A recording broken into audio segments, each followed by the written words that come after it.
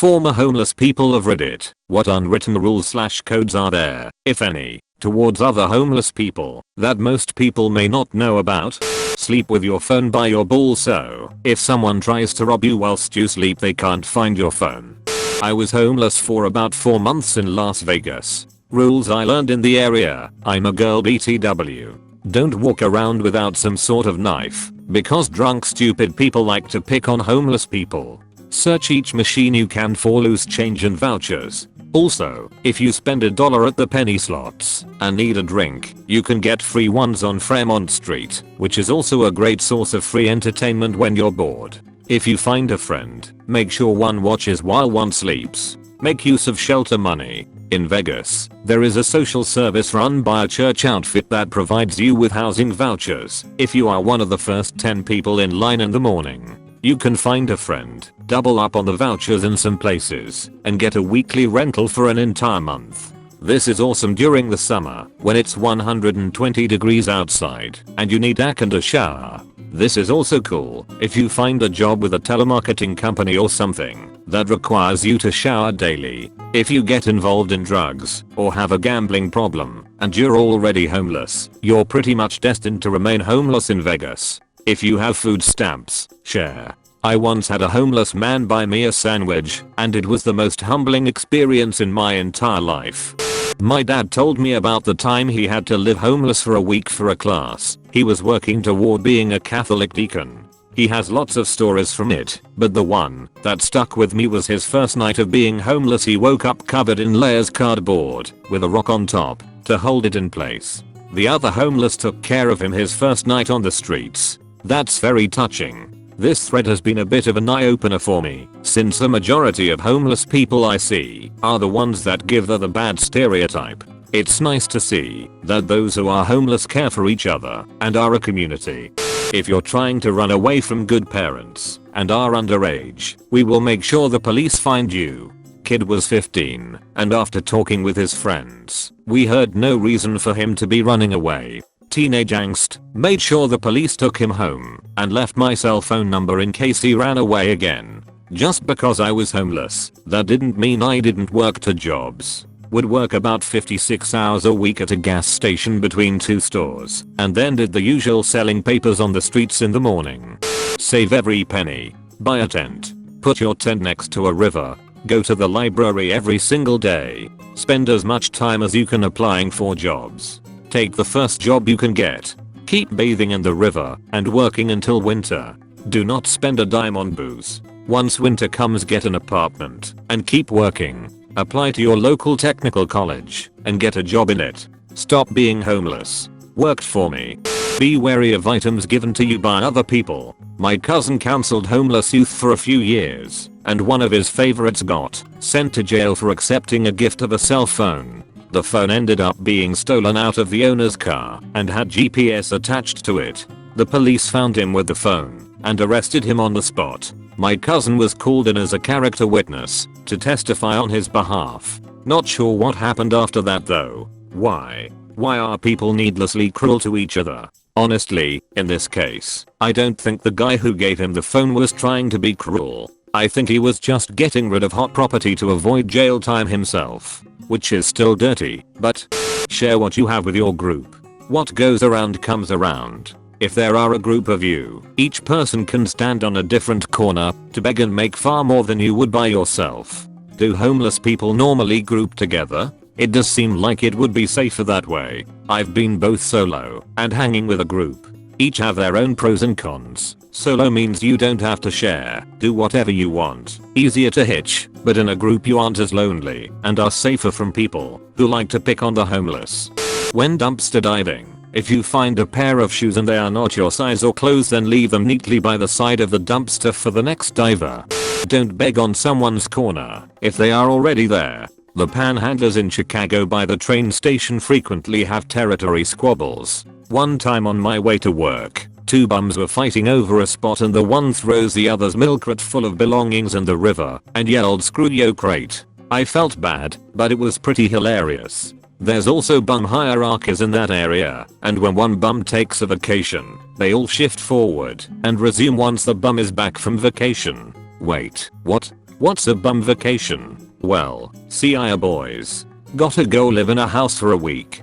Respect your elders, aka don't fuck with the old timers. Old timers age wise, or homeless wise like. Who outranks who? A guy in his mid-40s who had been homeless for a decade, or a 60 years old who just lost his home? Usually the guys who have been there longer. The 40-year-old guy outranks the 60-year-old guy, but it wouldn't be well looked upon to fuck with the 60-year-old guy either, unless there was some kind of bad rumor going around about him. And unfortunately rumors don't need much verification for the homeless community to believe them when it comes to newcomers.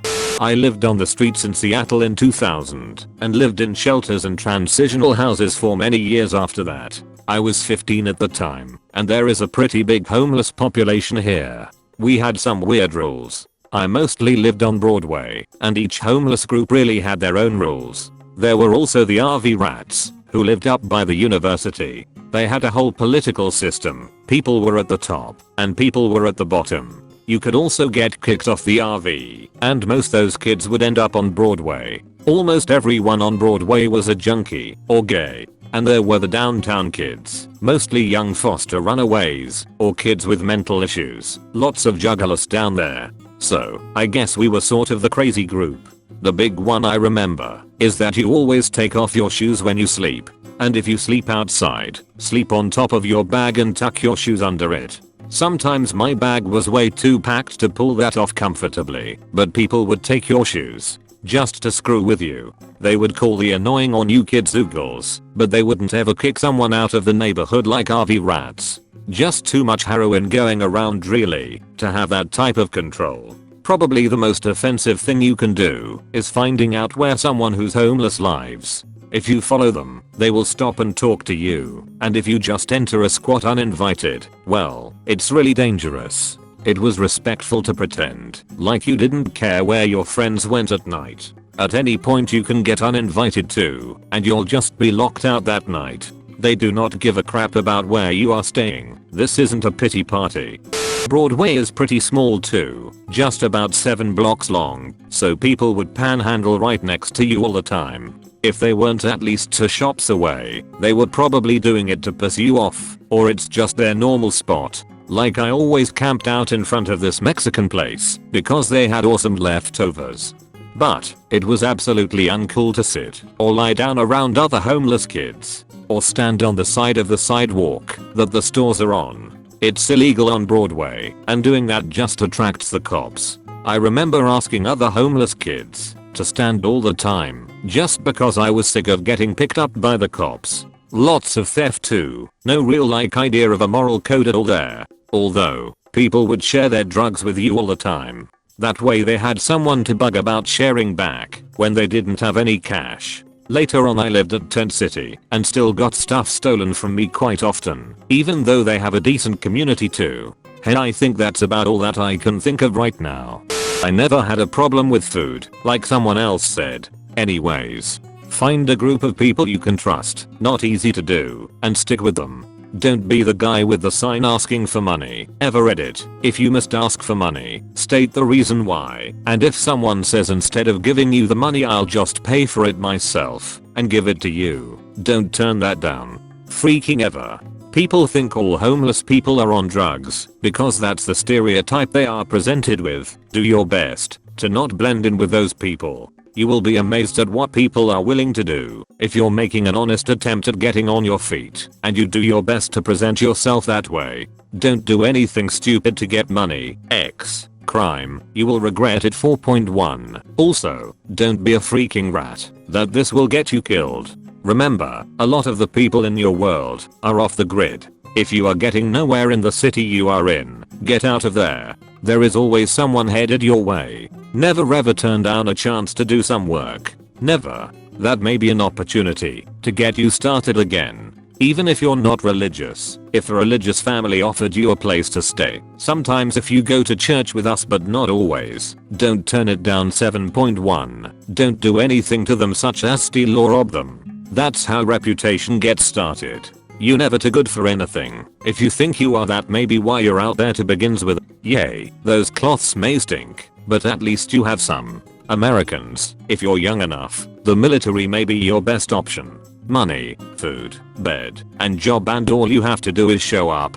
Stay off drugs, that again may be why you're there, and could very well cost you a chance to get off the streets. I'm sure that's not what you were asking, but it's been over 20 years since I got back on my feet, and those are the things that have stuck with me. Source: homeless for 2 years.